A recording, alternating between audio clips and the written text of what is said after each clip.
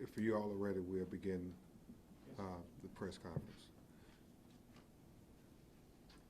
Good morning. I'm Attorney Ben Crump, along with Attorney Steve Wagner.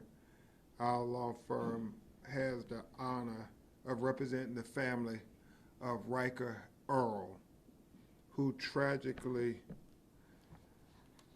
died in the care and custody of the Sheriff's Department in Demotte, Indiana. Also present with me today is Attorney Sue Ann Robinson, who you will hear from along with the family members. The family members who are present here from Rhyker Earl's family are his grandmother, Sharon Crass Earl, his aunt, Miracle Galinsky, his father, Travis Earl, his sister, Tara Earl, his aunt, Carrie Earl, and the mother of his children, Cassie Paris, as well as friends of Riker who didn't think it robbery to come from Indiana and stand for justice with his family. And you will hear from all of his family members who are just completely devastated and heartbroken. We stand before you with this grieving family who have now become advocates for justice, for accountability, and most importantly now, because they know they can't bring Riker back, for change, to pray and to work and to fight so this don't happen to any other family whose loved ones have epilepsy, who suffers from seizures. They are trying to make sure that the pain they endure that was so preventable doesn't befall another family. Rhyker Earl was a beloved son, father, brother, and friend. He was known for his vibrant spirit, his kindness, and love for life. His family is devastated by this loss. Most people across America, when they hear about this tragedy, are devastated because he was having a medical crisis. They did what most people in America would do. They called 911. They needed a helping hand. They didn't need a death sentence. They didn't need excessive force. They didn't need him to be pinned face down in handcuffs. As his grandmother has the sign, it says it all. We call the police for help, not for death. And when you watch this video, it is very shocking. It's very disturbing. It's very tragic because you hear from the beginning why his grandmother called them. Everybody knew this wasn't a criminal matter. This was a medical matter. So why treat him this so callously as they did? You're going to hear from his aunt and his sister. His aunt was there in the room. You're going to hear from his sister who was listening on the phone, his grandmother right outside the house. You're going to hear their perspective firsthand. And when you watch the video and you hear their perspective, it won't add up.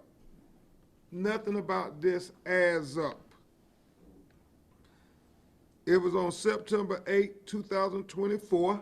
Riker suffered a seizure Riker's grandmother called the police seeking help during the medical emergency. He was in distress and needed assistance.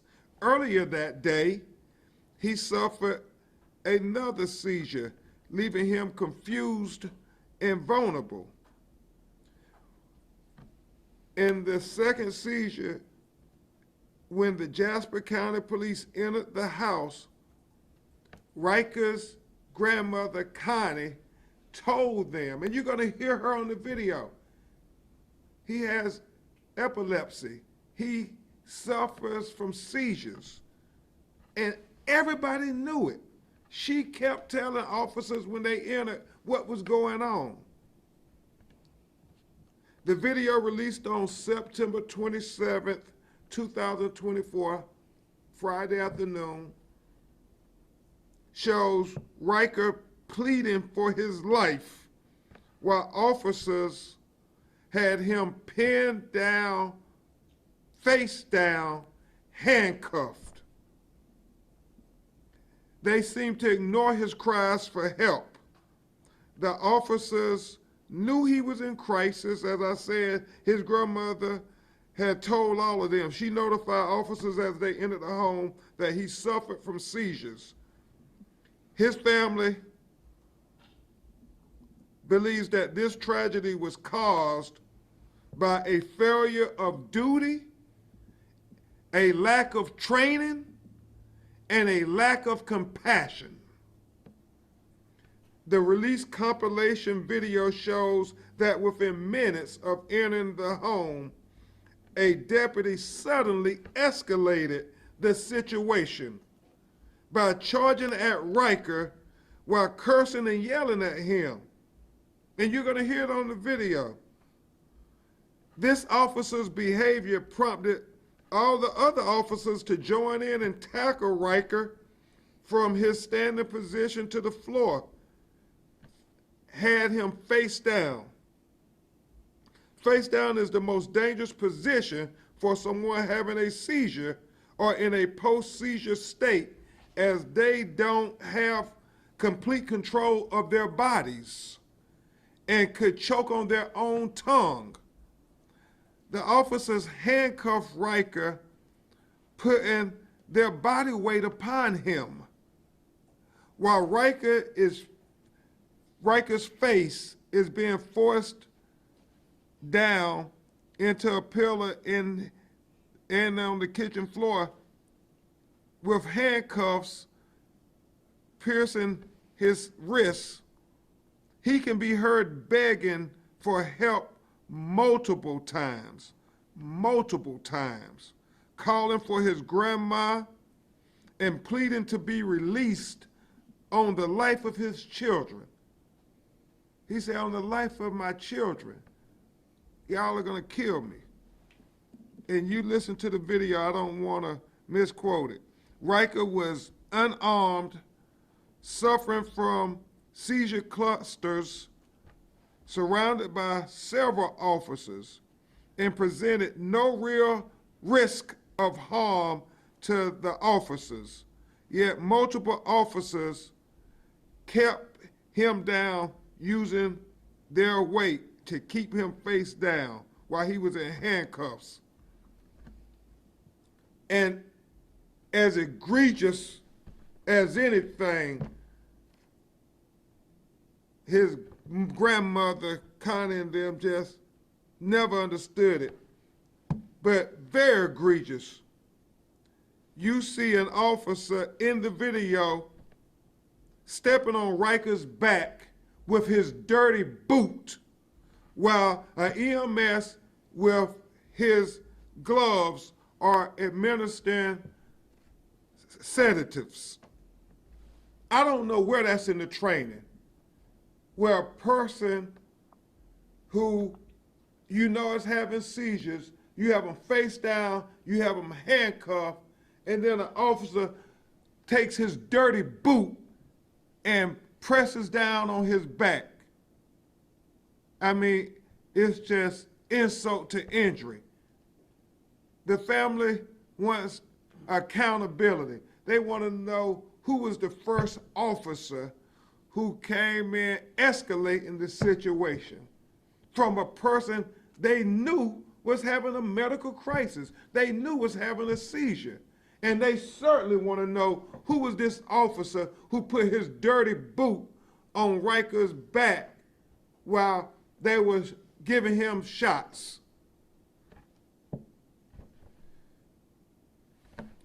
This is going to be very emotional. Some of the family members haven't seen the video, and for a lot of us, this is a cause.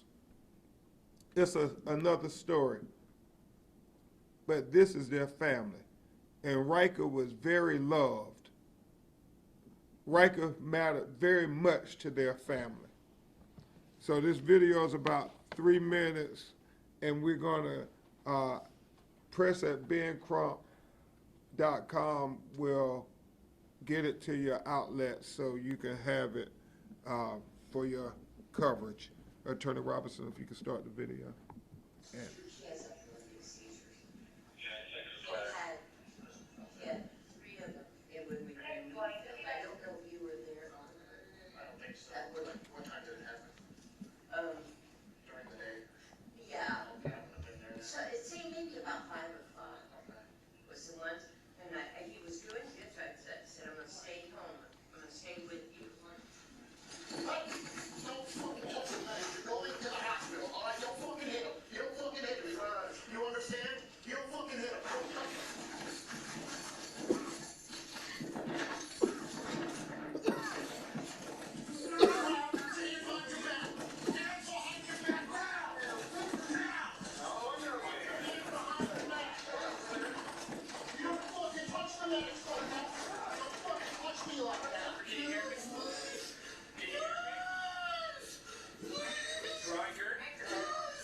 Riker, if you just... You'll be all right.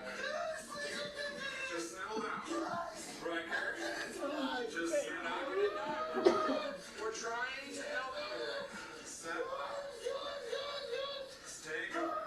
Riker. You're all right. Riker. Riker.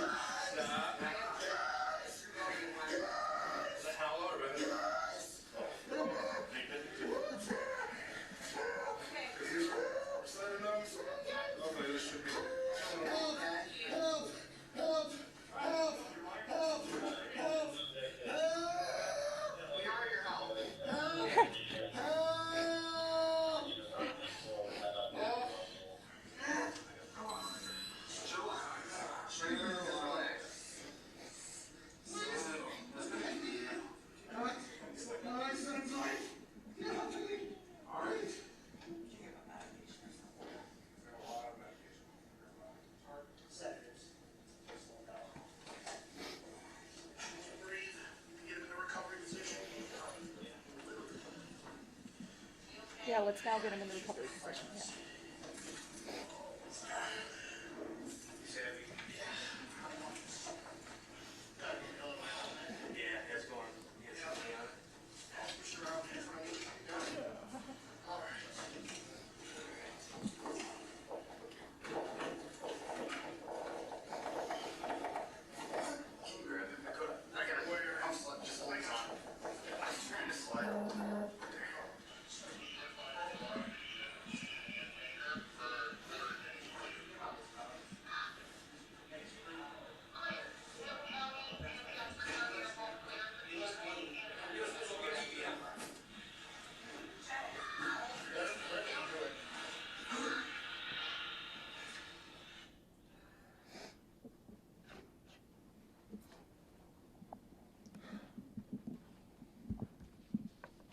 Obviously, that's very emotional. You're going to hear from his family members. They don't think that's all of the video. And so their demand is for not only transparency, accountability, change. They want justice for Rhyker Earl.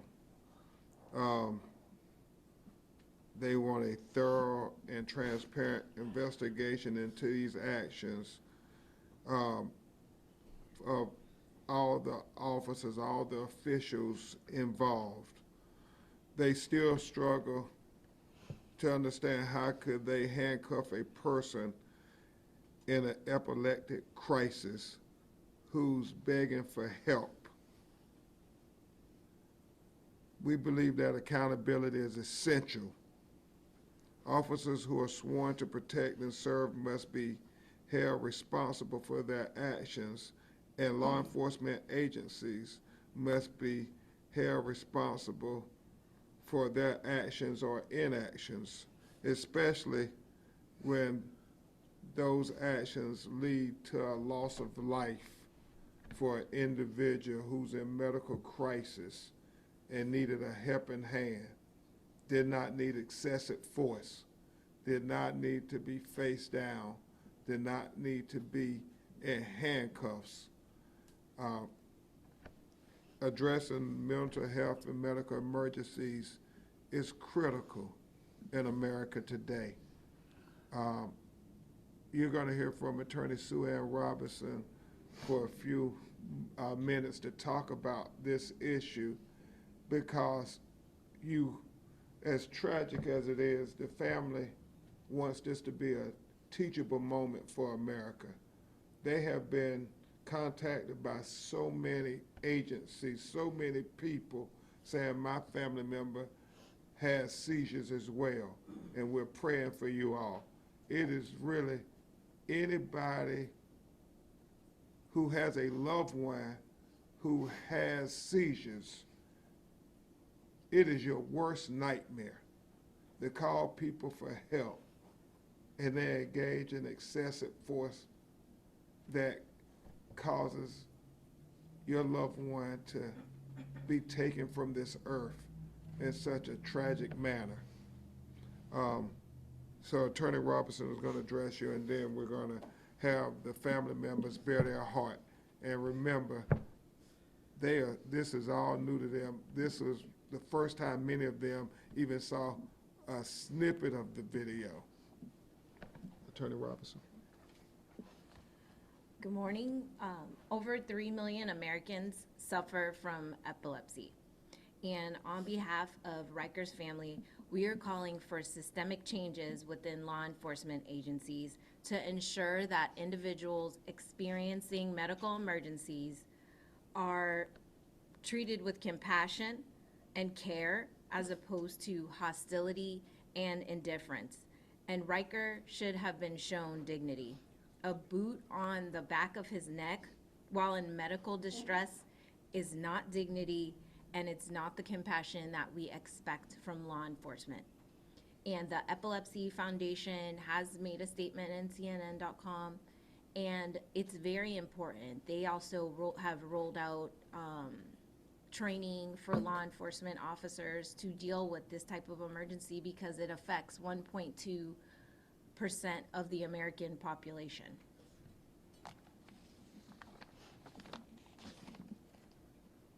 Thank you very much, Attorney Robinson. Now you're here from the people who have been most affected by this, starting with his aunt, Miracle Galansky, who has been a voice that refuses to be silenced over this. Miracle? My name's Miracle Galinsky. I'm Riker's aunt. All this footage shows is the countless steps that could have and should have been done differently as Riker continued to plead for help. I want to see the full footage. Imagine this being one of your family members. Wouldn't you want to see it too?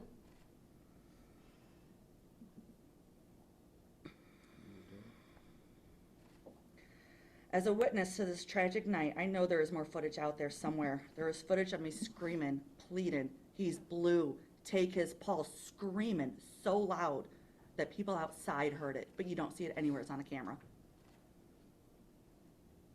Or after he went limp and they finally checked his pulse and realized there wasn't one, me screaming at the officers, EMTs, "You just killed him." You don't hear that anywhere on the footage, do you? I want to see the full footage. That's it. Thank you, Miracle. Thank you for continuing to voice your concerns. Is Sharon or Tim? This is his grandmother, Sharon. I was there that night. I got there shortly before the end of everything. I could hear Riker in there screaming. But most of all, I will never forget my daughter Miracle flying out that front door screaming, "They just killed him! They just killed him!" She ran back in the house. I think she doubted. She came back out. "They just killed him! They just killed him!" I will never forget that day. As we went to the service, I noticed on Riker many bruises on his hands. I know that was from the handcuffs. Bruises on his face, his eye. That was like torture all over again. He went through torture, and he just needed some help for a seizure. I don't understand. I'll never understand. But we need change. We need change. Thank you. Thank you, Ms. Sharon. Thank you very much. Now you will hear from his sister Tara Earl. Yes, and then after that, you're going to hear from the mother of his children, Cassie Paris, who really has a lot to say, because she has to explain to his children what happened to their father. But first, Tara. I was not there that night, but I got a phone call from my aunt. She told me over the phone, "You need to get here to Riker's house. It's not good." And I could just hear my brother on the phone begging for help, screaming, "I can't breathe." And watching the video, I couldn't even get past the point where I heard him saying, "I want Tara." I hope nobody has to feel this pain like my family is. Riker never deserved this. No. He's a very good person with the purest heart I've ever known. I just want justice for my brother. Thank you so much, Tara. He was calling out for you.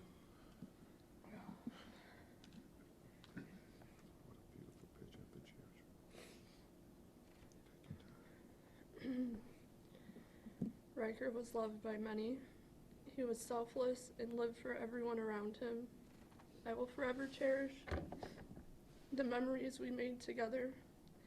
I've seen him have over 50 seizures for the last 6 years, and he has never been aggressive, only lost, scared, and confused. It takes anywhere from 15 to 30 minutes for him to come back after a seizure. I have to remind him who I am and what's going on multiple times before he understands. He may not comply, which is normal after a seizure, but he's never aggressive. The last message I received from him said, "I had a seizure, but I feel fine." The next thing I knew, he was on life support. His children will miss him greatly. He won't be able to attend school functions like daughter-daddy dances, baseball games, proms, graduation, or family trips, birthday parties, weddings, and all the things in between. All I hear is Daddy is sleeping and the cries of his mother from the day we laid him to rest. Our hearts will forever be broken without him. Thank you. Read your call.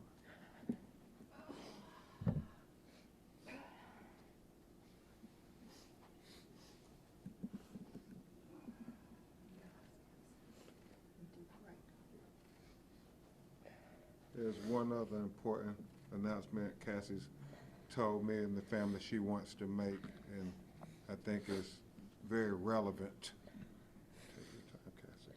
Me and many other have epilepsy or other diseases that can make difficulty standing or speaking clearly. In addition,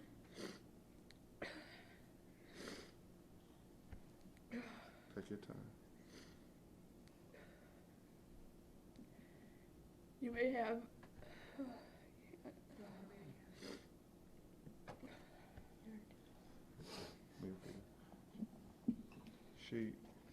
She has, She has epileptic seizures. Had 3 of them. I'll and stop when it. we- Cassie, could you, she's about to read about Cassie. Just come right here. About her condition. So Cassie has MG.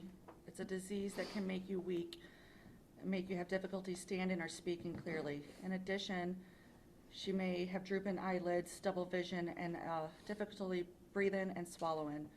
Sometimes these symptoms are mistaken for intoxication. If my breathing and swallowing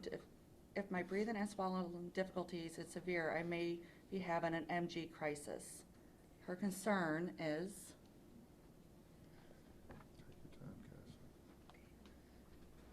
Take your time, Cassie. if I am ever in a medical emergency, I hope and pray I'm not in the same situation as Riker. His children deserve to have both of their parents, and now the whole family is worried and concerned about calling for help.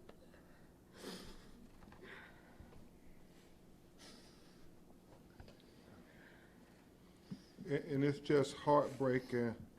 Cassie told us this morning, you know, Attorney Crump, I want to read this because we got to make sure that law enforcement knows how to interact with people having medical crises.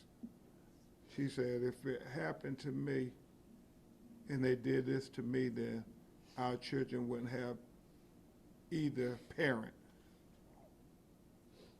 That's deep when you think about what she and the family are going through. She talked about how Riker, his grandmother, his aunt, his sister talked about how if you have a seizure, you're confused, you're dazed, you don't know what's going on. Can you imagine what Riker was thinking with those officers on top of him, with the officer putting his boot on him? I mean, how confused he must have been. This is about making sure law enforcement, not just in Jasper County and not just in Indiana, but all across America, is trained to deal with people having a medical crisis and not escalating the situation of a person who's already in a confused state. We just want those law enforcement officials to think if this was their family member. That's what we're saying. That's what his family said when they said a lack of compassion. They said it was a lack of training, but most importantly, they felt it was a lack of compassion. And so we demand justice for Riker. We demand accountability, and we demand transparency. Miracle, Ms. Connie said they know there's more video out there, so they just want it all. They just think it should be complete transparency. They know the video cut certain ways and he was moved to different places, as you told me, Miracle. We don't want it, just show it all. show it all. So it can not only help families, but it can help law enforcement officers not make the errors and omissions that they made in this situation. Mr. Travis, his father, if you just want to come up just for a second.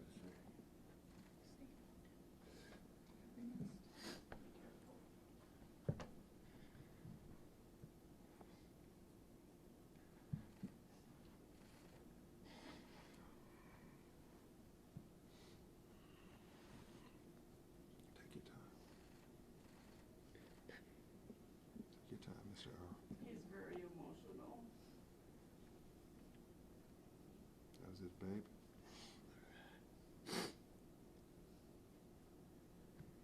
I love my son very much.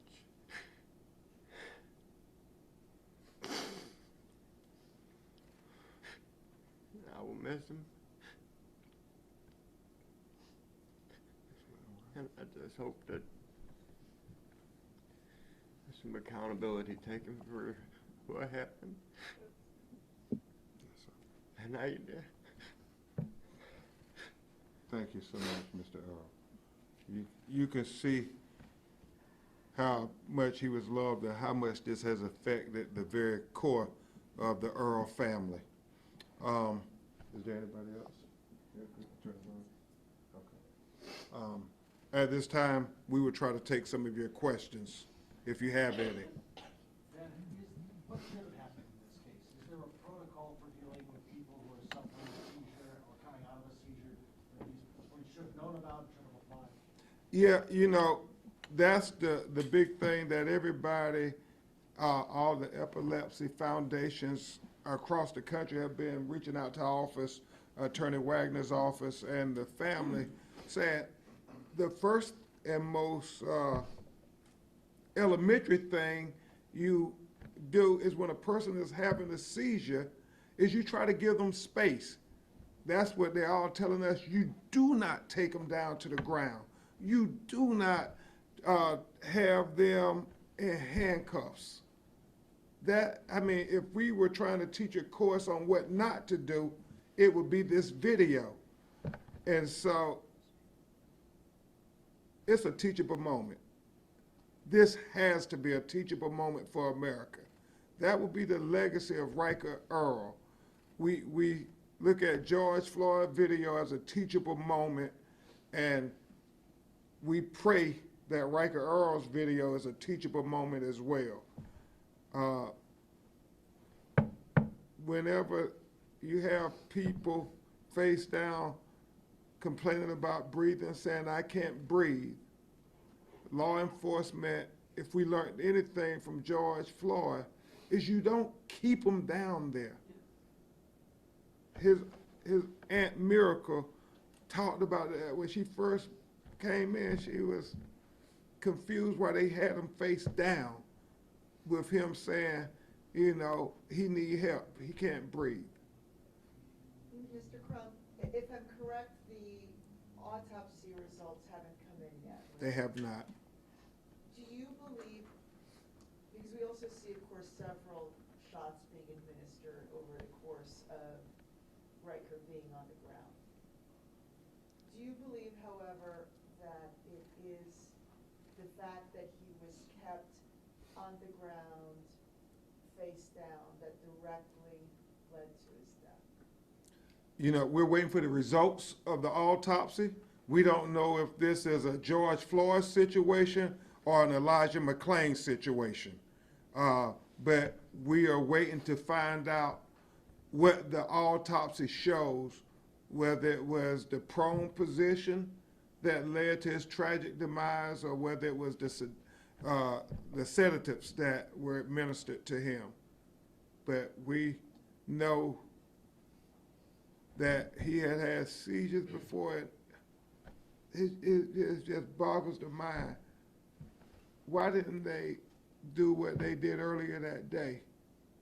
Why did this officer escalate and they take him to the ground? You knew he was having a seizure. You're not in control of your faculties. you don't know what you're doing. EMT should, everybody should know the situation. What was done earlier in the day? He had a seizure earlier that day. But how did they handle it earlier? His grandmother said they handled it, and it was uneventful. They came in and did what they normally do when he has seizures. He had two at Tara's earlier in that day. Yeah. Tara, you want to? Ask- yeah. This is his sister Tara, who he called out for on the video. They asked him the questions, what year is it, what's your name, who's the president.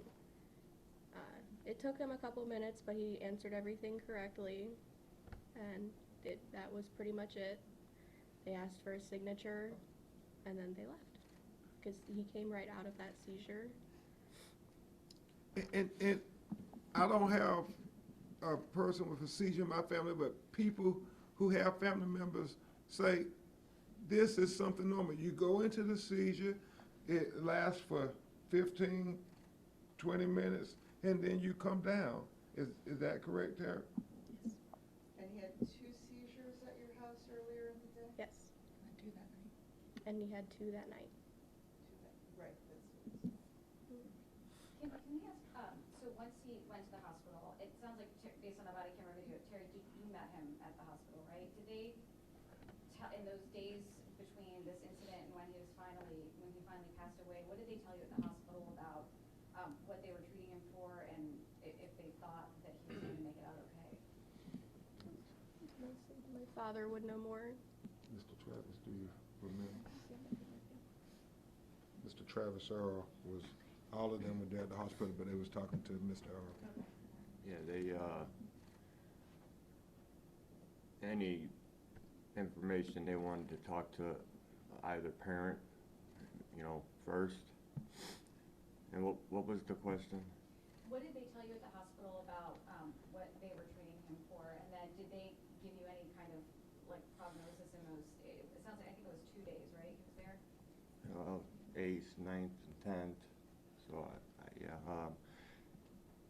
the first information I got from a doctor was when they come out and he said that they got the results from the first MRI back, and then right then and there it was kind of, he was real to the point about there's significant damage to his brain at this point from the first MRI, and then over the next couple of days they had ran several more tests, and it just was, what I remember, was just slowly getting, the brain activity was less and less. He wasn't moving anything or nothing like that. And then the last thing I could tell you was that when they pulled me and his mother to the back, and the doctor was on speakerphone and 2 nurses were there, and me and Dorothy were sitting there, and then that was the 10th when they just said over that speakerphone, the doctor had said your son's time of death is 3:15. Dorothy had lost it and left, and then they asked me if I could, and she went straight to Riker, and they asked if I could finish up without, and the nurses asked the doctor that if they could just finish up with me with the information, and really that's all I can think of right now. So there was no one like pulling the plug.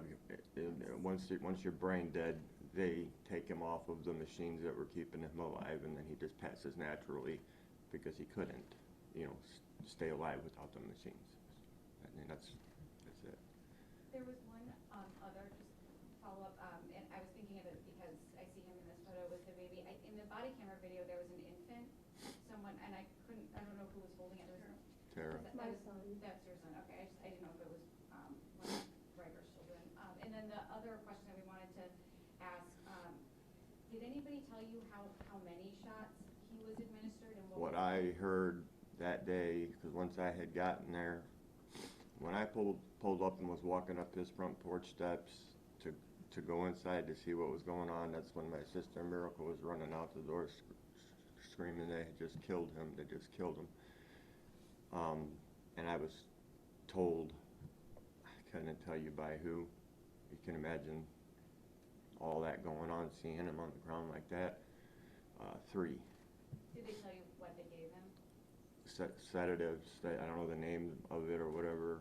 And then I was also told that one of whoever was administering said, the last one said, you know, this is enough to put a bull down. So, you know.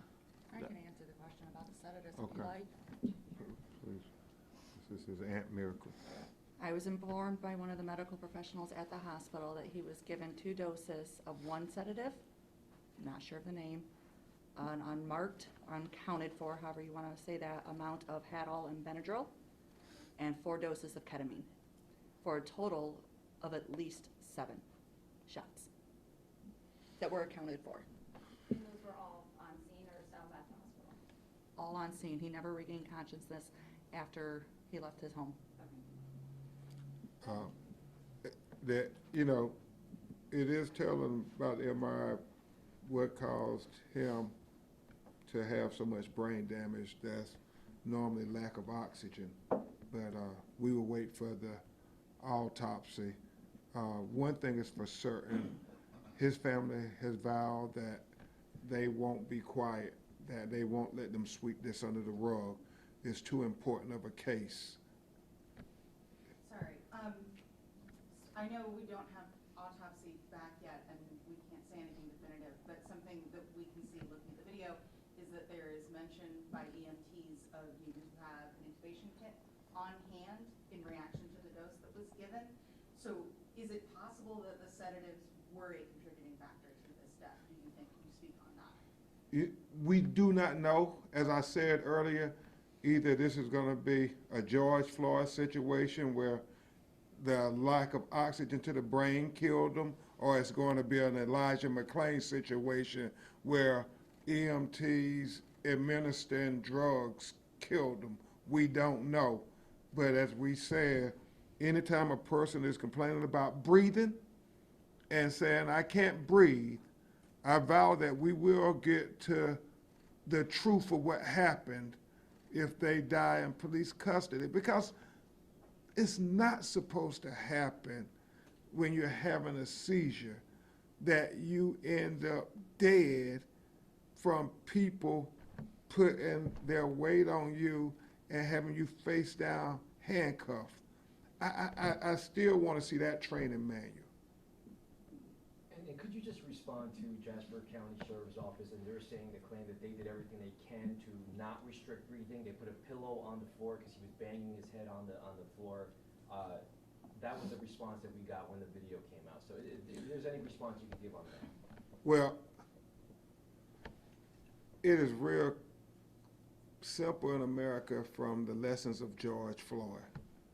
When somebody is complaining about breathing or I can't breathe, and you have them face down, you're supposed to get them in a seated position.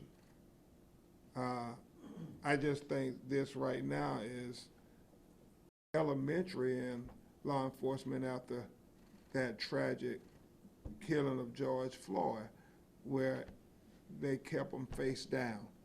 So the only thing I can say is what the family said. They believe it was a lack of training, a lack of humanity and compassion to keep him down there with him saying help so many times, saying, oh, my children, oh, my children, oh, my children. I mean, that's a profound statement to make.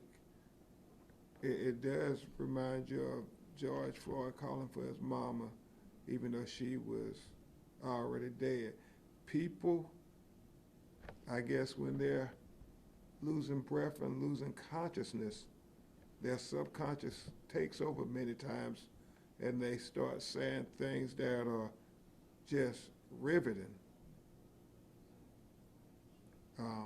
Any other questions? You have not filed a lawsuit just yet. We have not. What are you waiting? Well, we're waiting to get information, but we do plan on behalf of his family, on behalf of his children, Attorney Wagner, Attorney Robertson, Attorney Safa, and our legal team to explore every legal avenue to get full justice for Riker. We want accountability. Obviously, the district attorney will decide criminal culpability, but we will decide civil accountability, and we will zealously represent every interest of this family, his children, because they deserve it. They deserve it. Cassie's already saying, children ask questions. The only problem is the answers are very difficult. And so we not only bring legal actions to try to get justice, but also to give his children answers. Can we please have Cassie and Tara just spell their names for me? Yeah, I think we'll do that at the end. There was any. Have you had any contact, anybody in the family, have you had any contact with Illinois State Police, anybody working on the investigation to make sure that you're apprised of the? Indiana State Police. I'm sorry. Yes, ma'am. The only people that have been contacted so far by the Indiana State Police is Connie and Chuck Widener.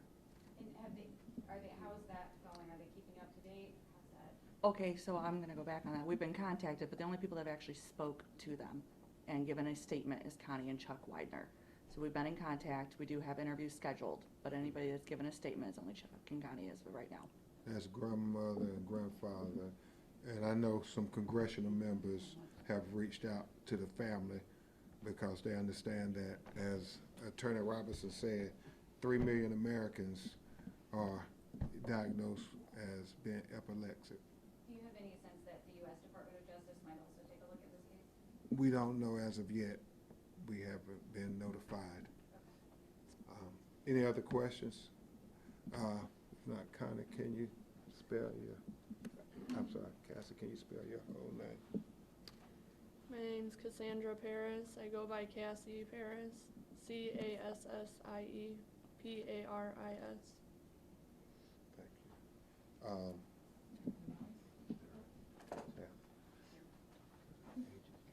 My name is Tara Earl, Taraearl. And his children are ages 2 and 6. He has a 2-year-old daughter and a 6-year-old son. And Cassie, you won't be alone.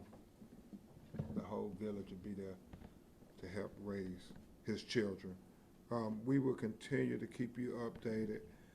Press@bencrump.com can provide you the videos.